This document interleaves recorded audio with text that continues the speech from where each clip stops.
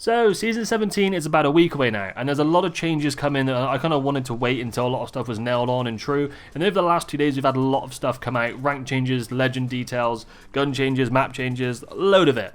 So we're going to get over it in this video. I got about 10 points, and I got a bit of speculation to go over as well, and obviously Season 17 is looking really good, and yeah, let's get into this. So starting from the top, we have a new legend coming called Ballistic. Now, if you haven't already seen the story of the Outlands and the trailers and things for him, I recommend watching them. There'll be a bit of gameplay in the background, and we'll go into his abilities in a second. But in the short story of this is, he used to be in the Apex games a long time ago. His son was going to be put in, and then he decided to get back into it because he didn't want his son to go into it. That's the backstory. Go watch Story of the Outlands if you want some more details, because it's actually a really, really cool one. So now his abilities.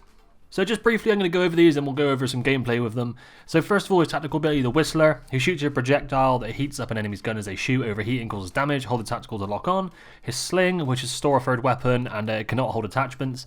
Tempest, when activated, nearby enemies get faster reloads, faster unarmed move speed and infinite ammo. Ballistic Sling weapon will be equipped and upgraded to gold. So first of all, his tactical ability, which is the Whistler. You see this pistol here? This is his tactical use of his left hand, which means you can probably use it while healing. You shoot it, and it kind of, once you have someone in your crosshairs, it locks onto them. It does 20 damage initially, and when it actually hits them, and if they're shooting and the gun overheats, then it does an additional 30 damage. So overall, it does 50 if the gun overheats. So 20 damage normally, 50 if the opponent doesn't know what he's doing, basically, or they're already shooting. Doesn't seem too bad. So his passive ability is to hold a third weapon. Now this also ties into his ultimate ability, but it's pretty cool that you can hold 3 weapons of a legend because it's never been done before. As you can see, that's how it works on screen there. You can swap them in and out. And obviously the Sling weapon does not hold attachments because the ultimate gives it attachments, as we'll go into now. So the ultimate ability, this is called Tempest, and you can see on screen he has a Havoc here. It gives it all the attachments. You get a turbocharger, you get a fast reload as well, you get a sight. I imagine 2 times will be ARs, snipers might get it 3 times, and subs probably get it 1 times. Just guessing on that, but it's pretty cool that he gives a speed boost and a weapon boost because you get faster reloads to your whole team that are in the vicinity of you when you ult. It looks like you can see it kind of get like a hit by like a energy when you do that. And yeah, it's pretty cool because then he also can just change his gun out with the R99 there, and you don't have to use the gun that you started with either. This could be really, really strong, and I like the ability just because it's different. The final thing I forgot to mention is that he is actually joining the Assault class, which means he can have the Assault bins with the extra attachments and he hold the extra ammo. It suits him well, and that's where he should be. So next we have the weapon changes. I don't mean nerfs and buffs, I mean the crafter and the care packages. So the RE45, which is the red gun, is coming back onto the floor, and the L-Star is going into the care package, which will be a bit of an animal, I think. In terms of the replicator and crafting, at the moment the 30-30 and the Eva are in there. They'll be coming onto the floor, and we'll be putting the Alternator and the Sentinel in there. Sentinel's quite an interesting one, and Alternator is they're kind of both interesting actually, put in the crafter, I think. But yeah, I don't think a lot of people always run the Alternator, and the Sentinel maybe a little bit more, but I don't think that's too bad. But yeah, let me know what you think of that. So we have a new survival item coming this season as well. As you can see on screen, it's like a mobile balloon, and it is called an evac tower. This doesn't replace, this is like goes into the survival items, which are like the heat shield and the mobile respawn beacon. This is crazy. This is like having like a pocket Valk all the time, and this actually makes Valk not pointless because I would say that Valk ult is still a bit higher than this, not 100% on that.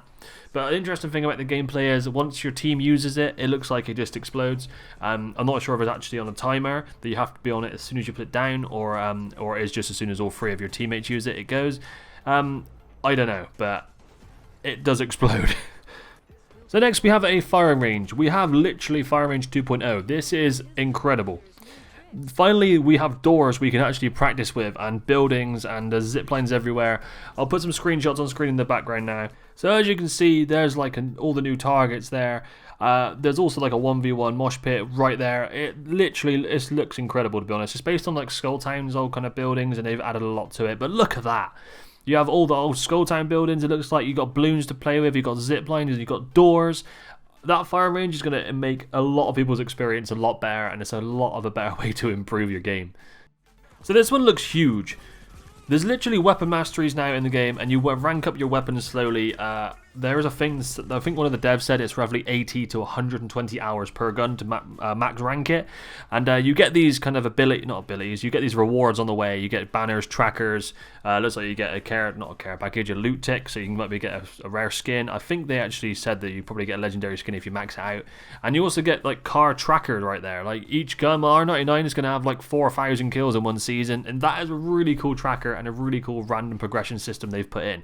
If there's someone that uses like, I don't know, a sentinel all the time, something a bit different, how cool is it that you can actually just show that you use that gun a lot? It reminds me of like the Modern Warfare 2/3 titles you can earn, which I really like, as I'm a big fan of that. And if someone runs a charge rifle, one of them, I'm just going to chase you down. So we also got this screenshot of an R301, and it looks like this is the in-game screen we get. So it looks like, because rank 1 at the moment, there's a challenge every 20 levels, and then if you complete the challenge, you get like the rewards that we showed earlier. And the challenges can look anything like this. So you have optimal, impactful, flexible, and it looks like someone's like down an enemy with ADS of any optic, down an enemy away with semi-auto mode 50 meters 20 times. That's actually quite a big challenge, see? And yeah, it's pretty cool that they're adding all these things, just because it's just more to play for. You have something else to grind for, along with all your kind of like your ranks and your pub players have something to go for again, which I really like. So the next thing, map changes. World's Edge is the map that's getting mainly changed, and it will be the main map of this season. So as you can see on screen there's a lot of changes to the fragment area. Construction's completely gone. Streamer building, as I call it, which is the one in the kind of the middle right that everyone lands at, it's been fixed, and that does make a big difference. The streamer building with the holes in it, it makes it a lot more playable for people that do movement and things. So that's going to kind of destroy that building. There's a new museum kind of area, this whole new building on the left.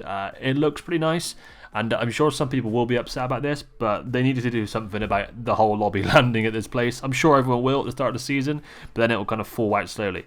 There's also some other changes. Skyhook Cave is getting a new vault, which is like the ones that you put the keys into and you get the extra loot. Harvester's got a new platform on it where you can get loot from. Construction actually is still in the game, and it's been moved to the Lava City area, and I think it's called Stacks now. As you see the screenshots on screen there, look really nice for this. And there's also rumoured to be something going on at the Bloodhound Trials area. I'm not sure if it's being reworked or it's being made a bit easier or more accessible. I don't know. But they've not released anything on there yet, and I've not seen it. But yeah, these changes to me look pretty damn cool. So if you were asked the question, what 3 maps would you want in one season, which 3 would you choose? To me, there's only 3 that I'd want in the season. And this season, we're getting them 3. So the World's Edge map is going to be the main one. Then we're going to have King's Canyon on rotation and Olympus. The 3 OG maps in my eyes are the Storm Point and Broken Mooner. They're alright, they're okay. They were a breath of fresh air when they came out. But these 3 are the ones, and I can't wait for people to just complain about ranked on King's Canyon again. It's great fun. I don't care what anyone says. What do you think of this? The map, these 3 maps are just amazing. I don't think Storm Point's been out of rotation since like a year now, which is ridiculous. Yeah, it's time to play something else. So as Ballistic has a thing with the car, a lot of the trailers have the car in it, as in the gun car. It looks like the reactive skin for the Battle Pass is going to be this. As you see on screen, I've slipped it down there. This looks like a reactive skin. So the Battle Pass 100, 110 is probably going to be the car this season. Just a little detail that I noticed, but yeah, pretty cool one. The car is at least is a gun that people will use. So now we're getting a little bit spicy. Ranked changes. They are finally here, and it sounds pretty good at what we have at the moment. So there's a few things I'll read out here. There is a really large post on this that you can read a lot more if you want to, but the basics of it. The RP is now renamed to Ladder Points, or LP, and on screen here this looks like the basic of the ladder points. I'm not sure in terms of what kills do. I don't know about that yet. I don't think anyone knows about that yet. I assume kills will have something to do with it, but not anywhere near as much of an impact as they used to have.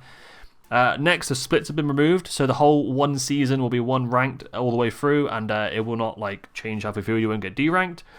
The 10 provisional matches at the start of the season are like placement games, like Overwatch has. A lot of games have this, and Arena's actually had this as well. Not that they work very well, but as you can see on screen, there's that as well. So if you can do well in all your 10, you'll be higher up. If you do bad, you'll be down, and that's kind of how they rate your MMR. And that's the next thing. There's a new hidden MMR skill rating used for matchmaking. So you'll be put in, if you are silver and you're doing well in your games, you'll have a higher MMR than people that are doing bad in silver. So you'll probably get put against people that are actually gold. This is why placement points will be quite, placement games will be, or provisional games will be very important. And Next thing is a big focus on improved matchmaking. I think that means that if you're a duo and a solo team, your whole lobby should be kind of duos and solo teams. There should be many free stacks, and all the free stacks should play against the free stacks as much as possible. I don't know how well that's going to work, but that's what's meant to happen at the moment. The entry cost is now flat across all levels. Also quite an interesting one, but as you're playing against people that are the same tier as you, it kind of should be like that. And finally, there's a few things to tackle cheaters, because there's a lot of cheating people and smurfs and stuff. So the minimum account level is now 50 to play ranked. There's new detection methods for cheaters, and kills rewarded for unique kills only. So if someone gets respawned and you kill them again, you basically that doesn't matter. And they're doing that because a lot of people boost using the respawn beacons. But this overall is really, really good. There's a lot of people excited about this. Hopefully it all goes very smoothly when it comes out, and I'm sure there'll be a few issues with it, and as there always is. But hopefully there's a lot more good than there is bad, and this really does sort out the rank system. With the new Realm coming out, Realm was like a third-party software that a lot of people were playing. A lot of people were streaming it, and a lot of pros were enjoying it, but I think they've got some problems now. They've been shut down. So Apex changing their rank system, if this is really good, it'll be huge for the game. So that's the main points that have already been kind of confirmed, and here's a bit of gameplay from Gun Run, just a bit of fun and cool prestige skin I was trying to do. And I'm going to go over a few things that are kind of speculated and should come this season in terms of the stuff that hasn't actually been announced yet. So first of all, there's a new LTM that's been batted around a few times called Rumble, and it's like a free-for-all mode that there's no abilities, and it has been heavily rumoured. There was even like one of the ballistic leaks. It actually had, I'll find it and put it on the screen here, it had Rumble like on a magazine or something. So it's a big leak, and I think that'll be coming at some point in the season. Next we have a Octane Heist skin that's coming from the, I think it was the Lifeline store of the Outlands, I think, which is a really cool skin. I don't know if it'll be like in a collection event or what, but it was a really nice skin. The Horizon Heirloom will be coming this season, and obviously there's a lot of Horizon players out there. And we've been waiting for that one for a long, long time. I think it's actually been like almost 1,000 days or something stupid like that. Maybe it's like 800 days since she came out, and she's not got an heirloom yet, which is pretty funny. I think she came out in Season 8, so yeah, it's quite a while ago. They also said that buffs and nerfs will be coming throughout the season. So at the start of the season, we might not see a huge amount of patch notes of legend changes and things, but instead, weekly, we might get a little legend change to kind of spice things up throughout the week. I like that change. I think it'll bring people coming back throughout the season rather than everyone just coming back at the start. And this season, the season 16 it just went, we had 4 collection events. Obviously one of them was the anniversary event when we got heirloom shards, but there was like a prestige skin, a recolor, and an heirloom. So we'll probably be getting 3 or 4 again, and there'll be a recolor. The recolor is rumored to be Mirage or Bloodhound. Bloodhound would win in my opinion because he has very little animations for a very, very cool heirloom. And the prestige skin, sorry, I have no idea about it. I don't think anyone does. That is just complete guesswork at this point. But that is all my speculation for this season. If there's anything else that you want to see and what you're excited for, let me know in the comments. This is a video that it took me a while to make, to be honest. Normally I do gameplay videos. They're a lot more simple to do, simple to edit. This was quite an interesting one, so let me know if you like it. Leave a comment, subscribe, do whatever you feel like doing. I appreciate anything. Let me know what you're excited for, and moan at me because I'm playing Cool Stick on Gun Run. But cheers guys, thanks for watching, and peace out for now.